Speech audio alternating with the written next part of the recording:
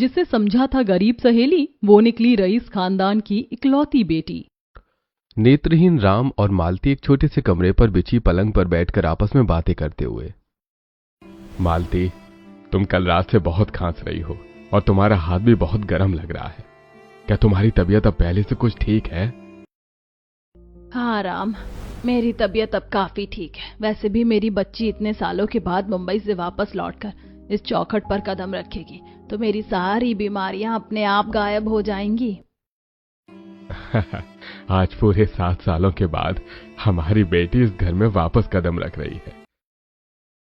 राम, मुझे ऐसा महसूस हो रहा है कि जैसे उसकी आहट के साथ ही मुझे मेरी खोई हुई पूरी दुनिया वापस मिल गई हो। सच कह रही हो मालती, जब वो चली गई थी तो यह घर बिल्कुल शमशान जैसा सूना हो गया था। मुझे आज भी वो खौफनाक दिन याद है जब हमारी गाड़ी का भयानक एक्सीडेंट हुआ था और हम दोनों ने अपनी आंखें हमेशा के लिए खो दी थी। हमारे इलाज में अस्पताल वाले हर दिन हजारों रुपए मांग रहे थे और हमारे पास फूटी कौड़ी भी नहीं बची थी। तभी मेरे छोटे भाई नीलेश ने हम दोनों की बेबसी का फायदा उठाया और हमारी सारी पुश्तैनी जमीन जायदाद अपने नाम कर ली और हमारे सिर पर लाखों रुपए का झूठा कर्जा भी मढ़ दिया। और फिर हमारी मासूम बेटी को अपनी चालाकी से शहर में अपने किसी पुराने दोस्त के घर पर काम करने के लिए भेज दिया था। इतने सालों तक मेरी बच्ची ने वहां क्या क्या दुख झेले होंगे, ये सोचकर ही मेरा कलेजा कांप उठता है। पर तुम भगवान का न्याय तो देखो कि अब उस घर की मालकिन को भगवान ने अपने पास बुला लिया है। अब वहां का सारा काम खत्म हो गया है और हमारी बेटी हमेशा के लिए हमारे पास वापस लौट रही है। तभी अचानक नीलेश अपनी पत्नी माधवी और बेटी पायल के साथ अंदर आते हुए, अरे तुम दोनों अंधे यहाँ बैठकर सिर्फ मुफ्त की रोटियां तोड़ रहे हो। सुबह के 9 बज चुके हैं, लेकिन तुम लोग अभी तक काम करने के लिए क्यों नहीं आए? मुझे तो लगता है कि इन दोनों को अब आराम करने की आदत लग चुकी है। चलो जल्दी से उठो और अपने अपने काम पर लगो, वरना आज रात का खाना नसीब नहीं होगा। राम अपनी लाठी के सहारे धीरे धीरे बगीचे की तरफ बढ़ता है, जबकि मालती माधवी के बड़े हॉल की तरफ जाती है। बगीचे में सफाई करते समय राम का पैर एक बड़े पत्थर से टकराता है और वो लड़खड़ाकर एक महंगे गुलाब के पौधे पर गिर जाता है। ये देखकर नीलेश उसके पास आकर चिल्लाते हुए, तुझे दिखाई नहीं देता क्या बुड्ढे? तूने मेरे बगीचे के सबसे महंगे फूल तोड़ दिए। नीलेश बहुत जोर से एक चांटा राम के चेहरे पर खींचकर मारता है। राम जमीन पर गिर जाता है और उसके मुंह से खून निकलने लगता है। उसी समय सामने खड़ी रश्मि और सुप्रिया ये सब देखकर दंग रह जाती हैं। सिर पर पट्टी बांधी लड़की रश्मि और सुप्रिया ये सब देखकर दौड़कर राम के पास आते हुए, बाबा, आप ठीक तो है ना? बेटी, क्या ये तेरी आवाज है? मेरी बच्ची आ गई। अरे मालती, देखो हमारी बेटी वापस आ गई है। राम लड़खड़ाते हुए खड़ा होता है और हवा में हाथ फैलाता है। सुप्रिया तुरंत उसके गले लग जाती है और रोने लगती है। राम उसके चेहरे को चूमने लगता है और उसके आंसू पोंछता है। तभी सुप्रिया अपने चाचा से, चाचा जी, इस बूढ़े इंसान पर हाथ उठाते हुए आपको जरा भी शर्म नहीं आई? तो तू आ गई मुंबई से? अरे बहुत नाटक हो गया बाप बेटी का। अब सीधे काम की बात सुन। तू वहां भी नौकरी करती थी और यहाँ भी नौकर बनकर ही रहेगी। अब से अपने अंधे माता पिता के साथ मिलकर तुझे हमारे पूरे घर का काम अब तुझे ही संभालना होगा। चला, मैं तुझे अपना घर भी दिखा देता हूँ और तेरी माँ से भी मिलवा देता हूँ। नीलेश सुप्रिया और उसके साथ आई लड़की रश्मि को लेकर अंदर जाता है।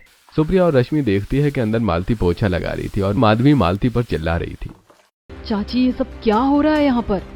मेरी बेटी, मेरी बच्ची आ गई। तू आ गई ना बेटा, मेरी बेटी वापस आ गई। मालती उठकर सुप्रिया को गले से लगा लेती है। तभी मालती का हाथ पास में खड़ी रश्मि से छू जाता है। मालती चौंकते हुए उसके चेहरे को टटोलने की कोशिश करती है। बेटी, तेरे बगल में ये कौन खड़ा है? इसका बदन तो बहुत कांप रहा है और इसके सिर पर कुछ बंधा हुआ महसूस हो रहा है। माँ, ये मेरी सहेली रश्मि है। रास्ते में इसका एक भयानक एक्सीडेंट हो गया था, जिसके कारण इसकी याददाश्त पूरी तरह से चली गई है। इसे अपना नाम तक याद नहीं था, इसीलिए मैं इसे अपने साथ यहाँ ले आई। चलो, बहुत अच्छा हुआ जो तू इसे अपने साथ ले आई। माँ, परेशान मत होइए, आप बैठ जाइए। मैं आपके हिस्से का ये पोछा लगा देती हूँ। आप बहुत थक गई हैं। नहीं नहीं बेटा, तुम तो मेहमान हो और फिर तुम्हें चोट भी लगी है। तुम चुपचाप बैठो, मैं खुद सारा पोछा लगा देती हूँ। बस थोड़ा सा ही बचा है। मालती दोबारा घुटनों के बल बैठकर फर्श साफ करने लगती है। काम खत्म करके मालती माधवी से, मालकिन, मैं पूरे घर का झाड़ू पोछा बहुत अच्छे से कर दी हूँ। अब मैं अपनी बेटी और उसकी सहेली के साथ अपने कमरे में जाती हूँ। मेरी बेटी बहुत दूर से आई है और वो सुबह से भूखी है, हमें थोड़ा खाना दे दो। पायल रसोई में जाती है और 2 पुरानी एल्यूमिनियम की थालियां लेकर आती है। उन थालियों में सूखी बासी रोटियां और सब्जी रखी हुई है। वो थालियां मालती को देते हुए, ये रहा खाना, इसे लो और निकल जाओ यहाँ से। थोड़ा तो रहम खाओ, ये तुम्हारी सगी भतीजी है जो इतने सालों के बाद मुंबई से अपने घर लौटी है। कम से कम आज के दिन तो हमें कुछ अच्छा खाना दे दो। अपनी जीभ ज्यादा मत चला, चुपचाप से जो मिल रहा है वही खा ले, वरना भूखे पेटी रात गुजारनी पड़ेगी। मालती सुप्रिया का हाथ पकड़कर उन्हें अपने छोटे से कमरे में ले जाती है, चारों जमीन पर बैठकर खाना खाते हुए। बेटा तू इतने सालों के बाद आई है और नीलेश की वजह से मेरी तुझसे फोन पर बात भी नहीं हो पाती थी। मुझे हर पल बस तेरी चिंता सताती रहती थी। हाँ माँ, मुझे पता है कि आप लोगों ने यहाँ बहुत दुख उठाए हैं, लेकिन अब आप बिल्कुल भी चिंता मत करो क्योंकि अब मैं आ गई हूँ और सब संभाल लूंगी। रश्मि बेटा, तुम कुछ बोल क्यों नहीं रही हो? तुम खाना खा रही हो या नहीं? लो बेटा, मेरे हाथ से 2 निवाले खा लो। मालती अपने कांपते हाथों से बासी रोटी का टुकड़ा रश्मि के मुंह के पास ले जाती है। रश्मि की आंखों से आंसू टपक पड़ते हैं और वो उस टुकड़े को खाते हुए, माँ, मुझे अपने असली माता पिता के बारे में कुछ भी याद नहीं है। मुझे ये भी नहीं पता कि मैं कहाँ से आई हूँ, लेकिन जब आप मुझे अपने हाथों से खाना खिला रही हैं तो मुझे ऐसा लग रहा है जैसे मेरी सगी माँ मुझे खाना खिला रही हो। ये देखकर सुप्रिया के चेहरे पर मुस्कान आ जाती है और वो रश्मि की तरफ देखते हुए, तुम चिंता मत करो, मैं तुम्हारे घर वालों का पता जल्दी ही ढूंढ निकालूंगी, फिर तुम भी अपने परिवार से मिल सकोगी। वो लोग काफी देर तक बातें करते रहे। ऐसी रात हो जाती है और सभी सो जाते हैं। अगली सुबह राम, मालती, सुप्रिया और रश्मि अभी भी फर्श पर चटाई बिछाकर सो रहे हैं। तभी अचानक कमरे का दरवाजा खुलता है और माधवी अंदर आकर, तुम लोग अभी तक चादर तान कर सो रहे हो? सूरज सिर पर चढ़ा आया है और तुम सब महारानियों की तरह यहाँ लेटे हुए हो। उठो और जल्दी से काम पर लगो। हाँ चाची, हम बस उठ ही रहे हैं। असल में मैं इतने दिनों बाद वापस आई थी तो हम सब रात को देर तक बैठकर बातें कर रहे थे, इसीलिए थोड़ी आंख लग गई। मुझे तुम्हारे बहानों से कोई मतलब नहीं है। उठो और चलो, सबके सब घर के काम में जुट जाओ, आज पूरे घर की सफाई करनी है। अरे माधवी, तुम सुबह सुबह इस बच्ची पर क्यों चिल्ला रही हो? मैं हूं ना काम करने के लिए, मैं सारा काम अकेले कर दूंगी। तेरी बेटी कोई शहर की महारानी नहीं है जो यहाँ बैठकर आराम करेगी। वो भी इस घर में आई है तो मेरी नौकरानी बनकर ही रहेगी। चलो जल्दी से बाहर आओ, नहीं तो याद रखना कि तुझे भी नहीं छोड़ूंगी और तेरी बेटी को भी नहीं। माधवी बाहर चली जाती है। सुप्रिया अपनी माँ के आंसू पोंछते हुए उसके हाथ थामकर, माँ, हम चाची का इतना जुल्म क्यों बर्दाश्त कर रहे हैं? हमें इनके खिलाफ आवाज उठानी चाहिए। अगर बर्दाश्त नहीं करेंगे तो हम कहाँ जाएंगे बेटा? हमारे पास ना कोई अपना घर बचा है और ना ही रहने का कोई ठिकाना। यहाँ कम से कम 2 वक्त की सूखी रोटी तो मिल जाती है, कहीं और जाएंगे तो वो भी नहीं मिलेगी, इसीलिए चुप रहना पड़ता है। रश्मि आगे बढ़ती है और मालती के हाथों को अपने हाथों में ले लेती है। जैसे वो मालती की कलाई छूती है, मालती के मुंह से एक चीख निकल जाती है। बेटी, वहाँ मत छुओ, बहुत तेज दर्द हो रहा है। माँ, क्या हो गया? आपके हाथ में ये नीला निशान कैसा है? ये चोट आपको कब लगी? बेटी, ये निशान तुम्हारी चाची माधवी की मेहरबानी है। काम में थोड़ी सी भी गलती होने पर वो हमेशा इस पर जुल्म करती है। बाबा, ये लोग इतने बेरहम कैसे हो सकते? अपनी ही जेठानी पर कोई हाथ कैसे उठा सकता है? बेटा, ये तो हमारा भाग्य है कि हमें ये सब कुछ कहना ही पड़ता है। माँ बाबा, मैं आप लोगों का ये दर्द बहुत अच्छे से समझ सकती हूँ। किसी बेबस इंसान पर इस तरह जुल्म करना बिल्कुल भी अच्छी बात नहीं है। हमें इसके खिलाफ कुछ तो कदम उठाना ही चाहिए। हाँ सुप्रिया, पर हम क्या कर सकते हैं? हम तो पूरी तरह लाचार हैं। अब देखते हैं कि आगे क्या होता है, क्योंकि ये सब कुछ अब ज्यादा दिन चलने वाला तो नहीं है। चारों माधवी के घर पहुंचते हैं, जहां नीलेश, माधवी और पायल पहले से ही सोफे पर बैठे चाय पी रहे हैं। नीलेश उन चारों को देखकर, आ गए तुम चारों? अच्छा है, अब हमें 2 जवान नौकरानियां मिल गई हैं, तो काम भी 2 गुना रफ्तार से होना चाहिए। सुप्रिया और रश्मि, तुम दोनों सीधे रसोई में जाओ और आज दोपहर का खाना तैयार करो। और मालती, तू झाड़ू पोछा संभाल। राम, तुम जाओ और बगीचे की बाड़ को ठीक करो। सुप्रिया और रश्मि रसोई में चली जाती हैं और खाना बनाना शुरू करती हैं। रसोई में बहुत सारे महंगे बर्तन सजे हुए हैं। सुप्रिया एक शेल्फ से बर्तन उतार रही होती है कि अचानक उसका पैर फिसल जाता है और उसके हाथ से एक कीमती चीनी मिट्टी के कप का सेट छूटकर फर्श पर गिर जाता है और उसके टुकड़े टुकड़े हो जाते हैं।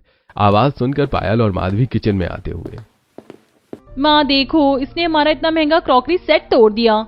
माधवी फर्श पर बिखरे हुए टुकड़े देखकर आग बबूला हो जाती है। वो सुप्रिया को मारने के लिए हाथ उठाती है। तेरी ये मजाल, तूने मेरा इतना कीमती विदेशी कप तोड़ दिया। तेरी हिम्मत कैसे हुई इसे छूने की?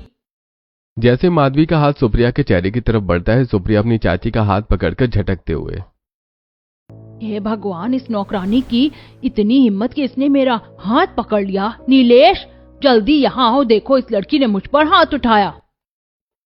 नीलेश दौड़कर रसोई में आते हैं। राम और मालती भी आवाज सुनकर रसोई के दरवाजे पर आकर खड़े हो जाते हैं।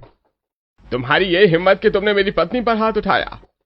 अरे नहीं नहीं चाचा, दरअसल मैं तो बस चाची को चोट लगने से बचा रही थी। और रही बात इस टूटे हुए कप की, तो मैं आपको इससे भी कहीं ज्यादा अच्छा क्रॉकरी सेट मंगा कर दे दूंगी।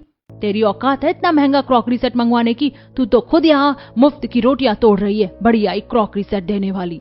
चाची, दरअसल मैं मुंबई में जहाँ रहती थी ना, वहाँ मेरी जो मेम साहब थी, वो मुझे बहुत बड़े बड़े रईस लोगों के घरों में काम करने के लिए भेजती थी। उन अमीर लोगों से मेरे बहुत अच्छे व्यवहार है। अगर मैं उनसे एक बार कहूंगी तो वो तुरंत भेज देंगे। अच्छा, बहुत पहचान वाली बनती है। तो जरा मंगवा हमारे लिए एक नया क्रॉकरी सेट। अगर शाम तक नहीं आया तो तुम सबको घर से बाहर फेंक दूंगा। सुप्रिया मुस्कुराती है और रसोई से बाहर निकलकर अपनी जेब से फोन निकालती है और एक नंबर डायल करती है। फिर फोन पर बात करते हुए, सुनो, मुझे तुरंत एक बेहद कीमती और शानदार क्रॉकरी सेट चाहिए। ध्यान रहे वो पूरी तरह से इम्पोर्टेड होना चाहिए, भारत का नहीं बल्कि जापान का होना चाहिए। इसे तुरंत मेरे बताए पते पर डिलीवर करवाओ। सुप्रिया जैसे ही फोन काटती है और पलटती है तो सामने रश्मि खड़ी होती है। सुप्रिया की बातें सुनकर रश्मि सुप्रिया से, ये तो क्या कह रही है फोन पर? तू एक गरीब नौकरानी है, फिर तू इतनी बड़ी बड़ी बातें किससे कर रही थी? अरे रश्मि, तू फालतू में परेशान क्यों हो रही है यार? असल में शहर में एक ऐसी दुकान है जहाँ हर ब्रांडेड चीज की हूबहू फर्स्ट कॉपी मिलती है। वो दिखने में बिल्कुल जापानी जैसी लगती है, पर होती बहुत सस्ती है। हमें तो बस चाची को धोखा देना है ना, ताकि वो हम पर गुस्सा ना करे। तुम चिंता मत करो। अच्छा, ऐसी बात है क्या? मुझे तो एक पल के लिए लगा कि तू कोई बहुत अमीर लड़की है। चलो कोई बात नहीं, ठीक है। लगभग आधे घंटे के बाद एक सूट बूट पहना हुआ आदमी बड़ा मखमली डिब्बा लेकर अंदर आता है और उसे टेबल पर रखकर चला जाता है। माधवी, नीलेश और पायल उत्सुकता से उस डिब्बे को खोलते हैं। क्रॉकरी का कांच और डिजाइन देखकर तीनों की आंखें फटी की फटी रह जाती हैं। अरे बाप रे, ये तो असली सोने की परत वाला क्रॉकरी सेट लग रहा है। ये इतना महंगा सेट इस मामूली नौकरानी ने कैसे मंगवा लिया? चाची, मैंने आपको बताया था ना कि जहाँ मैं काम करती थी वहाँ मेरी बहुत अच्छी पहचान है और वो मेरे लिए एक कीमती क्रॉकरी भेज देंगे। ये तो बस उनके लिए एक छोटा सा तोहफा है। सुप्रिया की बात सुनकर रश्मि मन ही मन, सुप्रिया मुझे तो कह रही थी कि ये किसी सस्ते बाजार की कॉपी है, पर इस सेट की चमक और डिब्बे की फिनिशिंग साफ बता रही है कि ये करोड़ों का है। कुछ तो गड़बड़ है। मेरी ये सहेली सुप्रिया मुझसे जरूर कुछ बहुत बड़ा झूठ बोल रही है। ऐसे कुछ दिन बीत जाते हैं। एक सुबह माधवी सुप्रिया और रश्मि के हाथ में एक थैला और कुछ पैसे थमाते हुए, तुम दोनों घर में बैठकर सिर्फ मक्खियां मार रही हो। ये लो पैसे और तुरंत सब्जी मार्केट जाओ। घर में मेहमान आने वाले हैं, अच्छी और ताजी सब्जियां लेकर आना। दोनों सहेलियां सब्जी मंडी मार्केट पहुंचती हैं, जहां चारों तरफ भीड़ और शोर मचा हुआ है। सुप्रिया एक सब्जी वाले की दुकान के सामने जाकर खड़ी होकर, भैया, ये हरी हरी लंबी सी कौन कौन सी सब्जियां रखी हैं यहाँ पर? मुझे जरा इनके नाम बताओ। अरे बहन जी, ये बरबटी है और ये फर्रास है, ये भिंडी है और ये सामने लौकी रखी है। बताइए क्या दूं? अच्छा, ये सब सब्जियां हैं। ऐसा करो, ये जितनी भी सब्जियां दिख रही है इनमें से ढेर सारी मुझे दे दो। पूरी दुकान ही खरीद लोगी क्या बहन जी? जरा वजन तो बताओगे कितनी कितनी चाहिए? वजन वो तो मुझे पता नहीं है कि कितनी लगती है। ऐसा करो, तुम सबकी सब दे दो, 2-2 किलो तौल दो। पास खड़ी रश्मि ये सुनकर जोर जोर से हंसते हुए, सुप्रिया, तेरा दिमाग खराब है क्या? तू कैसी गरीब लड़की है कि तुझे सब्जी खरीदना तक नहीं आता? इतनी सब्जी का हम घर में क्या अचार डालेंगे?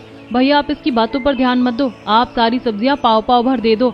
और हाँ भैया, थोड़ा रेट तो कम करो, बहुत महंगा लगा रहे हो। अरे बहन जी, पूरी सब्जी मिलाकर 150 रुपए की हुई है। अब इसमें क्या कम करूं?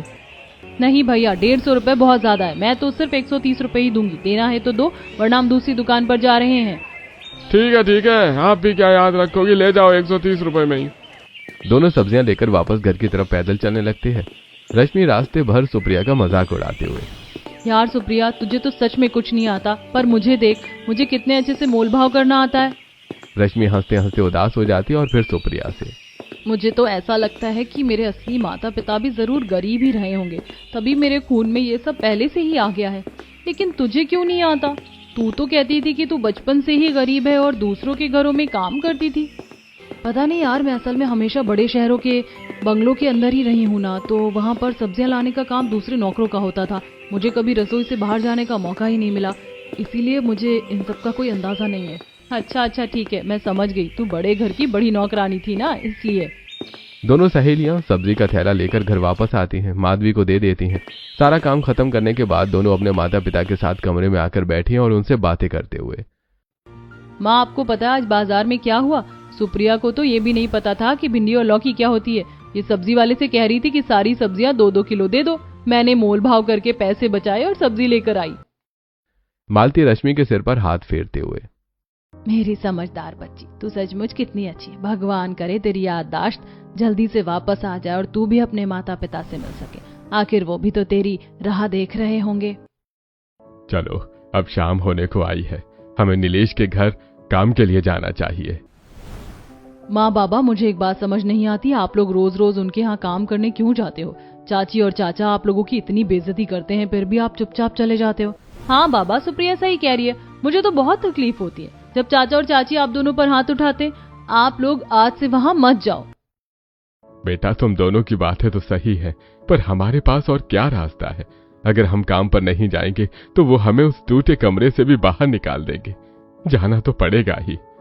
चारों एक बार फिर नीलेश के घर पहुंचते हैं। माधवी सोफे पर बैठकर अपने नाखून साफ कर रही है और नीलेश अखबार पढ़ रहा है। चलो, आ गए तुम लोग। सुप्रिया और रश्मि, आज रसोई में जाकर छोले भटूरे बनाओ और तुम दोनों बुड्ढे बुड्ढी पूरे घर की साफ सफाई के काम में लग जाओ। एक भी जगह धूल नहीं दिखनी चाहिए। सुप्रिया और रश्मि रसोई की तरफ बढ़ती हैं, जबकि मालती हॉल की खिड़कियों को साफ करने लगती है। काम करते करते अचानक मालती का सिर घूमने लगता है। उसकी लाठी हाथ से छूट जाती है और वो जोर से करहाती हुई फर्श पर गिर पड़ती है। मेरा सिर बहुत तेजी से घूम रहा है। बेटा, सुप्रिया, मुझे बचाओ। मालती की आवाज सुनकर रसोई से सुप्रिया और रश्मि दौड़कर बाहर आती हैं। राम भी टटोलते हुए अपनी पत्नी के पास पहुंचता है, सुप्रिया अपनी मां को उठाते हुए।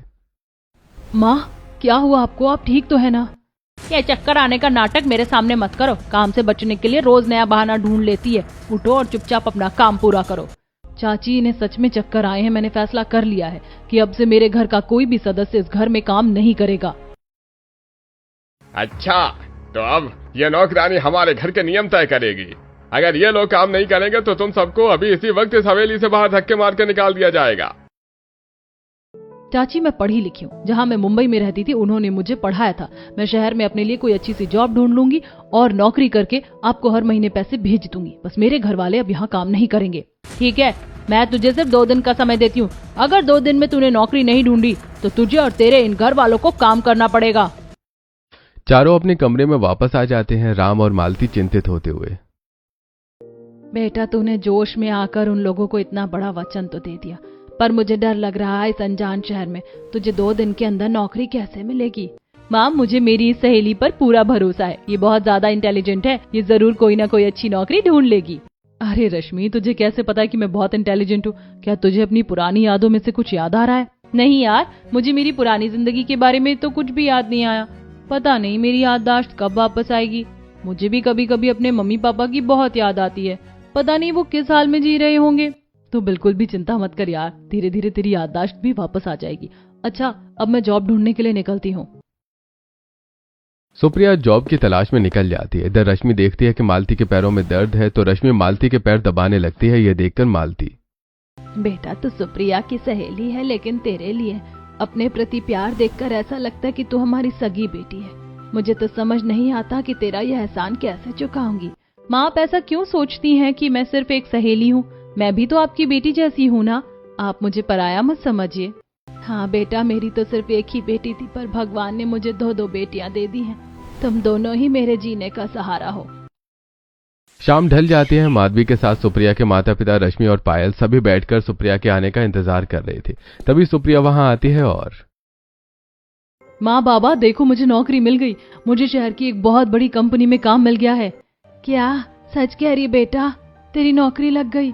हाँ माँ, बिल्कुल सच कह रही हूँ। चाची, अब आप एक काम वाली रख लीजिए। मेरी पेमेंट 40,000 है और हमारी बात के मुताबिक मैं आपको हर महीने 30,000 रुपए दे दूंगी।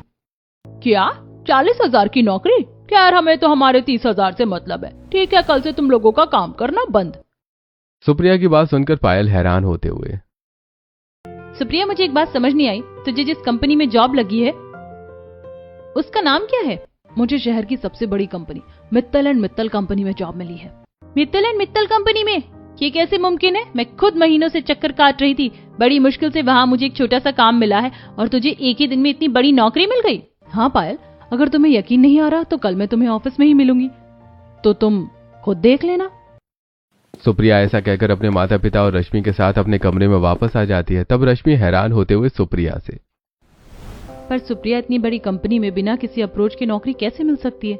अरे रश्मि, मैंने बताया था ना कि मैं जहाँ रहती थी उन लोगों की बहुत पहुंच है। मैंने उन्हीं को फोन लगाया था और उन्होंने बोल दिया तो मुझे जॉब मिल गई। सुप्रिया तो कहती थी कि ये वहां सिर्फ एक काम वाली बनकर रहती थी। अगर ये सिर्फ एक नौकरानी थी तो इसके लिए कोई अप्रोच क्यों करेगा? कुछ तो गड़बड़ है। उधर सुप्रिया लकड़ियां जलाकर चूल्हे पर धुएं में खाना बनाते हुए मन ही मन, हे भगवान, मैंने तो सोचा भी नहीं था कि जीवन में मुझे ये सब भी करना पड़ेगा। बस एक बार मेरी सहेली की याददाश्त वापस आ जाए तो सब कुछ बदल जाएगा। ऐसा सोचते हुए सुप्रिया खाना बनाती और सभी को खिलाती है। अगले दिन सुप्रिया ऑफिस जाती है। तभी ऑफिस के बाहर पायल सुप्रिया को देखकर, आ गई तू ऑफिस? आज तुझे हमारे बीच का असली फर्क साफ साफ दिखाई देगा। रश्मि पायल की बात का कोई जवाब नहीं देती और आगे बढ़ जाती है। पायल भी उसके पीछे पीछे ऑफिस की तरफ बढ़ती है। सुप्रिया जैसे ही मित्तल एंड मित्तल कंपनी के गेट पर पहुंचती है, कंपनी का एक सीनियर मैनेजर दौड़ता हुआ बाहर आकर, अरे मैम साहब, आप यहाँ बाहर धूप में क्यों खड़ी हैं? आइए ना प्लीज, जल्दी से अंदर आइए। अरे मैनेजर साहब, आपको कोई गलतफहमी हुई है। ये कोई मेम साहब नहीं है, ये तो हमारे घर की एक मामूली नौकरानी है जो बहुत गरीब है। हाँ, वो सही तो बोल रही है। जी जी मैम साहब, ठीक है, आइए अंदर पधारिए। सुप्रिया जैसी ऑफिस के अंदर कदम रखती है, वहां मौजूद सभी कर्मचारी अपनी अपनी सीटों से खड़े हो जाते हैं। पायल ये सब देखकर हैरान रह जाती है। सुप्रिया के अंदर जाने के बाद पायल रिसेप्शन पर बैठी लड़की के पास जाकर, सुनो सब लोग, इसके सामने खड़े क्यों हो रहे हो? मैडम, मैं आपको इस बारे में कुछ भी नहीं बता सकती। आप जॉब करने आई हैं तो जॉब कीजिए। पायल का मुंह बन जाता है और वो चली जाती है। शाम को जब सुप्रिया घर लौटती है तो उसके पास महंगे सूट, राशन का सामान और नए कपड़े होते हैं। मालती उन्हें अपने हाथों से छूते हुए, बेटा, इतने सारे कपड़े और ये ढेर सारा राशन, तेरे पास इतने पैसे कहाँ से आ गए? माँ आज ऑफिस गई थी तो मुझे एडवांस मिला था, ये सब उसी से लाई हूँ। तभी आवाज सुनकर नीलेश, माधवी और पायल भी वहां आकर, ये सब क्या तमाशा है? इतना सारा पैसा कहाँ से आया तेरे पास? अपनी बात हुई थी कि तू पैसे हमें देगी। सुप्रिया तुरंत अपने बैग से 30,000 रुपए निकालकर माधवी को देते हुए, ये लीजिए आपके 30,000 रुपए। अगर 30,000 तूने हमें दे दिए तो तेरे पास सिर्फ 10,000 बचे। फिर तू इतना सारा सामान कैसे लाई है? अरे चाची, ये जो सामान है ना, ये सब रोड का है। बाजार में सेल लगी हुई थी तो 5,000 में मुझे ये बहुत सारा लोकल सामान मिल गया। हाँ माँ, सही कह रही है, ये फुटपाथ का ही सामान होगा। चलो यहाँ से। नीलेश और माधवी चले जाते हैं। उसके बाद रश्मि चुपचाप फर्श पर पड़े एक सूट को उठाती है और उस पर लगे ब्रांड के टैग को देखते हुए, सुप्रिया तो झूठ बोल रही है। इस सूट पर ब्रांड टैग लगा है, ये ब्रांडेड है, ये किसी रोड पर मिल ही नहीं सकता। अरे रश्मि, नकली ब्रांड टैग लगा है, असली थोड़ी है। चलो अब जाने दे, मैं खाना बनाती हूँ। सुप्रिया ऐसा कहकर वापस चूल्हे के पास जाती है और चूल्हा जलाकर खाना बनाने लगती है। रश्मि उसे ध्यान से देखते हुए मन ही मन, नहीं, ये सामान ब्रांडेड ही है। आखिर ये झूठ क्यों बोल रही है? सुप्रिया के खाना बनाने का तरीका देखकर, सब्जियां खरीदने का तरीका देखकर और उसे देखकर ऐसा लगता है कि वो कोई साधारण लड़की नहीं है। ये भगवान, मेरी याददाश्त कब वापस आएगी और मुझे कब याद आएगा कि आखिर सुप्रिया की सच्चाई क्या है? ऐसे कुछ दिन और बीत जाते हैं। एक दिन सुप्रिया अपने अंधे माता पिता और सहेली रश्मि को खाना खाने के लिए एक बड़े रेस्टोरेंट में ले जाती है। इत्तेफाक से माधवी भी अपने पति और बेटी के साथ अपने सामने की टेबल पर बैठी होती है। सुप्रिया को देखकर रश्मि अपने पति और बेटी से, इस रेस्टोरेंट में तो बहुत सारे पैसे लगते हैं और सुप्रिया तो अपनी पेमेंट से 30,000 हमें दे देती है। बचे पैसों में भला घर खर्च चलाने के बाद वो इतने बड़े रेस्टोरेंट में अपने परिवार के साथ खाना कैसे खा सकती है? उधर मालती भी सुप्रिया से यही सवाल करती है, जिसके जवाब में सुप्रिया, माँ, दरअसल बॉस ने मुझसे खुश होकर मुझे बोनस दिया है। मैं उसी पैसे से यहाँ का बिल दूंगी, आप चिंता मत कीजिए। क्या ये सच बोल रही है? क्या सचमुच इसे बोनस मिला है और ये उसी से मैं खाना खिला रही है? वो सब खाना खाकर वापस आ रही होती हैं कि तभी एक लड़की दौड़ती हुई आती है और सुप्रिया का हाथ पकड़कर, अरे आप यहाँ? मेम साहब, सिंघानिया मैडम, मैं कब से आपसे मिलना चाहती थी। अरे तुम्हें कोई गलत फहमी हुई है, प्लीज मेरा हाथ छोड़ो। हाँ मैडम, आपको कोई गलत फहमी हुई है, ये सिंघानिया मैडम नहीं बल्कि सुप्रिया है। नहीं, मैं तो मान ही नहीं सकती, मेरी आंखें धोखा नहीं खा सकती। वो अमीर लड़की चली जाती है। रश्मि सुप्रिया की तरफ देखते हुए मन ही मन, वो लड़की इतनी कॉन्फिडेंट क्यों थी? क्या राज छुपा रही है सुप्रिया मुझसे और अपने घर वालों से? वो लोग घर आ जाते हैं। ऐसे कुछ दिन बीत जाते हैं। एक दिन सुप्रिया अपने परिवार वालों को शॉपिंग मॉल ले जाती है। वहां नीलेश, माधवी और पायल भी घूम रहे होते हैं। माधवी उन्हें देखकर सुप्रिया के पास आते हुए, तू इस बड़े मॉल में आ गई? तेरे पास इतने पैसे कहाँ से आए शॉपिंग करने के? चाची, मैं तो बस सभी को घुमाने लाई थी, शॉपिंग करना थोड़ी जरूरी है। ऐसा कहकर सुप्रिया बात को टाल देती है और अपने परिवार के साथ मॉल घूमने लगती है। इधर पायल की नजर एक बेहद खूबसूरत सूट पर पड़ती है। वाह माँ, देखो कितना खूबसूरत सूट है। बेटा ये बहुत महंगा है, हम इसे नहीं ले सकते, चलो यहाँ से। वो सब घर वापस आ जाते हैं। अगले दिन मालती, राम और रश्मि पड़ोस की पूजा में जाने के लिए तैयार हो रहे थे। तभी सुप्रिया कपड़ों के कुछ बैग लेकर घर के अंदर आती है और उन सबको एक एक पैकेट देकर, माँ, पिताजी, रश्मि, हम लोग पूजा में जा रहे हैं तो नए कपड़े पहनकर ही जाएंगे। मैं आप सबके लिए नए कपड़े ले आई हूँ, चलो जल्दी से पहनकर तैयार हो जाओ। सभी लोग अपने अपने कपड़े बदलकर तैयार हो जाते हैं। रश्मि उन सभी कपड़ों को देखकर सुप्रिया से, सुप्रिया, ये सारे कपड़े तो बहुत महंगे लगते हैं। कल ही मैंने देखा था, ये मॉल में टंगा था और पायल को बहुत पसंद आया था। अरे नहीं नहीं, ये वो सूट नहीं है, इसे तो मैं बाजार से लाई हूँ और इनमें से कुछ भी महंगा नहीं है, सब 500 रुपए के हैं। ऐसा कहकर सुप्रिया बात को टाल देती है और सभी लोग पूजा में चले जाते हैं। पायल जब सुप्रिया के बदन पर वही सूट देखती है तो चौंक जाती है। माँ देखो, ये तो वही सूट है जो मैंने पसंद किया था। ये तो मॉल का ब्रांडेड सूट ही है। ये लड़की हमसे कुछ छुपा रही है। पूजा खत्म होने के बाद नीलेश, माधवी और पायल गुस्से में राम और मालती के कमरे में आते हैं और सामान फेंकते हुए, कहाँ है? सच सच बताओ, उसने सोने चांदी कहाँ छुपाया है? अरे वो मुंबई से जरूर चोरी करके लाई है, तुम हमसे झूठ बोलती हो। ऐसा कुछ नहीं है, हमारी बच्ची ने कोई चोरी नहीं की है। सुप्रिया यह सब देखकर तुरंत बाहर निकलती है और फोन निकालकर सीधे पुलिस स्टेशन का नंबर लगाती है।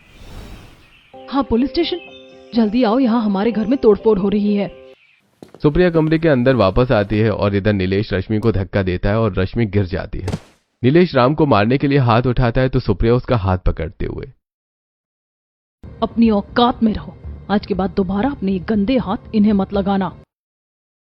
इस समय पुलिस वाले वहां आ जाते हैं और सुप्रिया को देखकर, अरे सिंघानिया मैडम, आप यहाँ? मैडम आपका कॉल आया तो हम भाग के चले आए।